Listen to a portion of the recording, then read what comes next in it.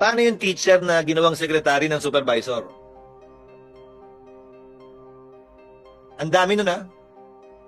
Teacher na ginawang secretary, bodegero, utusan ng supervisor.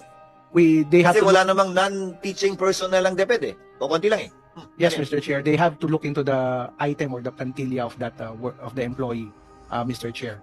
We know for a fact that some of them will be are doing multiple tasks in the school, but we look into their item or plantilla where they are employed. Shouldn't we also look at exactly what they're doing? Isn't that what right sizing is about?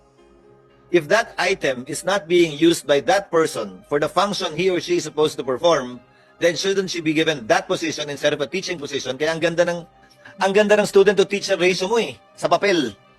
Pero sa classroom ang pangit kasi hindi naman talaga nagtuturo yung mga yun eh. All principals hold teaching positions. About 90% of principals don't actually teach anymore. Kasi ang dami daw nilang ginagawa, ang daming kailangan gawin. Boss na raw sila ng mga teacher, ayaw na magturo. And yet they hold teaching positions, ha?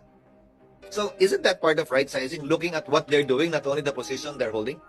Yes, you're correct, Mr. Chair, that this is also a good opportunity for us to look into their mandates and So, actual can we include that in the job bill? functions. Can we include that somewhere in the bill? Na hindi lang yung position o item niya, pero yung ginagawa niya talagang trabaho to find out if indeed the Particular position position.